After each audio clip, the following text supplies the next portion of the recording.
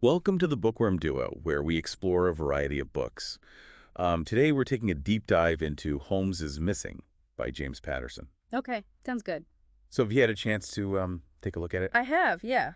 It's quite a ride. It is. It starts off with a real hook. Yeah. Private investigator Brendan Holmes, the guy who's usually solving the mysteries, he's the one missing. Yeah, right from the start. You're like, wait a minute, what's going on here? Exactly. He's gone to seek treatment for addiction, which is, a huge thing for him to deal with. Absolutely. It's a really humanizing element right off the bat. Even these brilliant detectives, they're not immune to personal struggles. Right. Yeah. And while he's away trying to, get himself back on track, his partners, Margaret Marple and Gus Poe, they're thrown into this crazy case. Yeah, talk about trial by fire. Seriously. Yeah. The case kicks off at St. Michael's Hospital. 6 newborn babies kidnapped from the maternity unit. Oh my gosh. Can you imagine? Every parent's worst nightmare. Total chaos. Police everywhere. Parents just beside And themselves. the clock is ticking. Right from the get-go, you're introduced to some key players. You've got Detective Lieutenant Helene Gray from the NYPD. She's leading the investigation. Seems very competent, but you can tell she's under immense pressure. Oh, definitely. Then there's Dr. Ravel Schulte, head of the maternity unit. Yeah. She's desperate to regain control of her hospital, understandably so. Of course. It's a reflection of their different priorities. Gray's got to solve the crime. Schulte has to manage this crisis and protect the hospital's reputation. It's like two sides of the same coin. Exactly. And then you've got these local detectives, Vale and Captain Duff. They're not exactly welcoming to Marple and Poe. Classic clash of personalities. Yeah. The established law enforcement versus the private investigators. You can practically see the territorial lines being drawn. This is our case kind of vibe. Exactly. Hmm.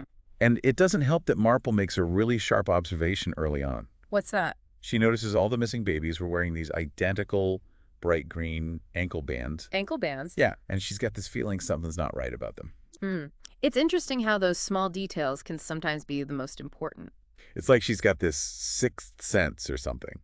She decides to test her theory by wheeling a bassinet past the security sensor, and guess what? What happens? No alarm. It's a fake.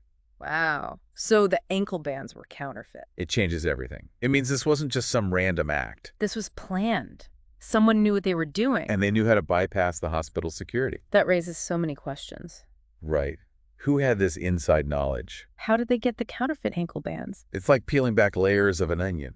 Speaking of layers, their investigation takes them to the hospital's security annex. Oh. That room with all the monitors and the flickering lights? I can picture it. They start reviewing the security footage, and it gets even more suspicious. What do they find? The nursery cameras were disabled. Disabled, like they weren't working. Not for a crucial 2 minutes. 2 minutes. The exact window of time needed to take the babies. That can't be a coincidence. Absolutely not. It's like they knew exactly when and where to strike. And the loading dock footage. Oh, yeah.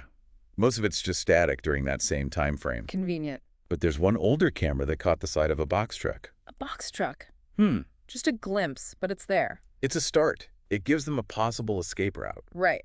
And while all of this is happening at the hospital, we get this personal twist with Helene, the lead detective. Oh, yeah. What happened? She meets up with Poe at a bar. Okay. It's clear there's some history between them. And she drops this bombshell. She's pregnant, Pregnant. Wow. and Poe's the father. Oh, boy. That complicates things. It's like a whole other layer of pressure on top of this already intense investigation. How does Poe react? He's shocked, obviously. It's a lot to process. Meanwhile, back at the PI office, everyone's feeling the absence of Holmes. Yeah, even Virginia, the office manager, she mentions missing him. And Poe's reaction is kind of explosive. He's got a lot on his plate. Right. This huge case, the news about Helene, and now the reminder that their best investigator is out of commission. It's got to be frustrating. Marple, though, she's doing what she does best. Which is? Pigging. She's on her iPad researching international crime reports. International. That's interesting. What's she looking for? Connections, patterns. Anything that might shed light on the missing babies. She's thinking big picture. She's looking at cybercrime, government corruption, counterfeiting. Wow, she's leaving no stone unturned. And she finds something. What is it? A confidential report from London London. about 4 infant disappearances. Similar to the St. Michael's case. It suggests there might be a wider pattern at play. That's a game changer. It raises the stakes significantly. So with this new information, Marple and Poe, they decide to visit Holmes upstate. At the treatment facility. Yeah. And his state of mind is Well, let's just say it's a lot. Okay, I'm intrigued. Fill me in. He's quoting classic literature, talking about being clean and renewed. It sounds like he's in a very different headspace. He even suggests they all move upstate to work on the case from there. That's not very practical. Not at all. Ugh. But then Poe tells him about Shalene's pregnancy, and that seems to break through his little bubble. The reality of the situation hits him. It's like a punch in the gut. So what happens next? Does he come back to the city? He does. Surprisingly. He shows up at the office, Nah. but his behavior is still really erratic. In what way? He's fixated on ironing. Ironing. Okay, that's a bit odd. Yeah. But Marple's just relieved to have him back, even if he's not quite himself. I bet. But it doesn't last long, does it? No. He drops another bombshell. What's that? He tells Marple he's done. He's through as an investigator. He quits. Just like that. That's got to be devastating for Marple. She's lost her partner, her friend, the guy she relies on. So what does she do? She keeps going.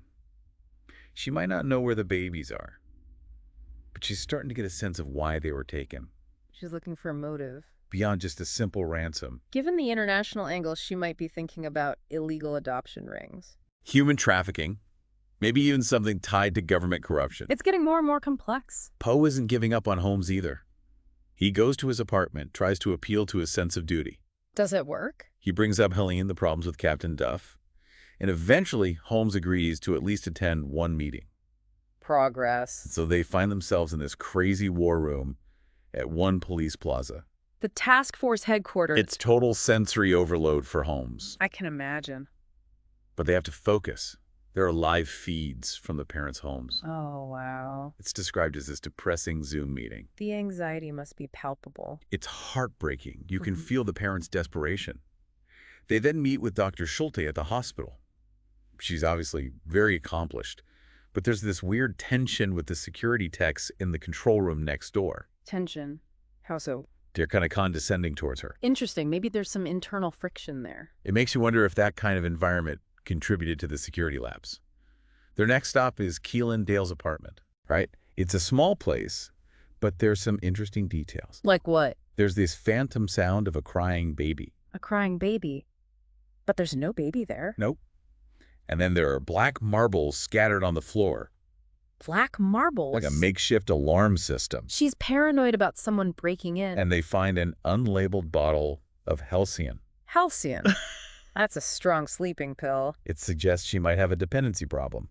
which could impair her judgment. And just when they think they're making progress, the landlord shows up, Oh, no. Isaac Wright, and he's got a gun. Things just got a lot more tense. He recognizes Marple and Poe from some past media coverage. Not a fan, I take it. Definitely not. Ah. But he does give them a crucial lead. What's that? She says Keelan Dale went to JFK Airport. So they follow her. They have to race against time. But they're private investigators. They can't just arrest her. No, they have to be creative. What do? Marple causes a little distraction in the restroom. Yeah. It's kind of funny, actually. She uses a mop bucket to create a flood. A flood in the airport restroom. It buys them enough time to catch up with Keelan Dale And they confront her. in the airport lavatory of all places. Wow. That's quite a scene. Dale's a mess. She's clearly under duress, and she confesses she gave information about the maternity unit for money. Driven by her halcyon addiction. It's a sad situation. It shows how desperation can lead people to make terrible choices. Back at the office, Holmes makes a really insensitive remark to Virginia. Oh no. What happened? She gets upset and leaves with Baskerville, the dog. Poor Virginia. Poe's really frustrated with Holmes's behavior. Understandably so. It's affecting everyone around him. Holmes decides to go to this bar, Cops and Docs. It's a popular spot for cops and doctors to hang out. Makes sense. He's trying to prove to himself that he can still function. But he's struggling, right? He's overwhelmed by the noise and the crowds, but he ends up meeting this woman, Callie Brett. Who's she? She's a former pediatrics resident at St. Michael's, and she quit because of this corporate takeover by Haven Care, Haven Care. a big healthcare corporation. They're about to acquire the hospital. That's interesting. Could that be a motive for the kidnapping? It's a new angle. Callie mentioned seeing these corporate types from Haven Care at the hospital before the kidnapping. Suspicious. Meanwhile, Marple's excited about attending a crime writers conference. A crime writers conference? Yeah, she loves that stuff. Poe and Holmes, not so much. During a panel discussion, Marple has this tense exchange with one of the writers, Who's the writer? Alicia Scott. But it turns out she's actually Anna Spar. Anna Spar. As in... Yeah. Interesting. Why do you think Marple was so interested in her? I think she sensed something wasn't right. Like Marple suspected she might be involved somehow? Maybe Marple thought she was using the conference as a cover. And then there's this watchmaker, Oliver Paul. Okay. He keeps trying to talk to Holmes. About what? He says he has a case for him. Does Holmes take it as? Not at first. He's still claiming to be retired. Back to the kidnapping investigation. Captain Duff shows up at this scene upstate. What's going on upstate? There's been a school bus hijacking. Another kidnapping. 5 children are missing. This is getting out of control. Duff is as dismissive as ever towards Marple and Poe. Of course. He orders them to stay away from the parents. Typical Duff. But Holmes, despite seeing he's done, he goes to see Oliver Paul at his watch shop. Small time. Yeah. And Paul reveals this crazy theory. What is it? He calls it the mother murders. Mother murders. He claims there have been 23 accidental deaths of mothers Accidental death. over the past 23 years. Okay. All on the same date, September 30th. That's strange. And guess what? The current date in the book is What? September 25th. So just a few days away. It's creepy, right? Very creepy. Well, Holmes is getting sucked into this mother murders thing. Marple and Poe are investigating the school bus hijacking. There's no evidence left on the bus. The kids just vanished. It's like the Chochilla kidnapping. Oh, wow. You're talking about a serious long-term abduction scenario. It's terrifying. Holmes starts researching these supposed accidents from Paul's theory. He's poring over old newspaper archives looking for patterns. Even though he said he was done, It's like he can't help himself. the detective's instinct is too strong. His research leads him to this brownstone in Harlem, the site of the first alleged mother murder. He's going deep down the rabbit hole. The next morning during brunch at the office, Virginia casually mentions Holmes's trip to the Lower East Side. She's keeping tabs on him. She knows more than they realize. And Poe's still trying to wrap his head around Helene's pregnancy. It's a lot to juggle. They meet with the parents of the missing babies at this luxurious penthouse. Marple tells everyone to pay attention to body language. She's looking for clues. Maybe someone's acting suspiciously. Or withholding information. They then meet with Dr. Frank Stone from Haven Care. The healthcare corporation. Marple shows him the surveillance footage of those 2 women posing as Haven Care reps. The ones at the hospital. And Stone denies knowing them. But it seems suspicious. It is, especially given the timing.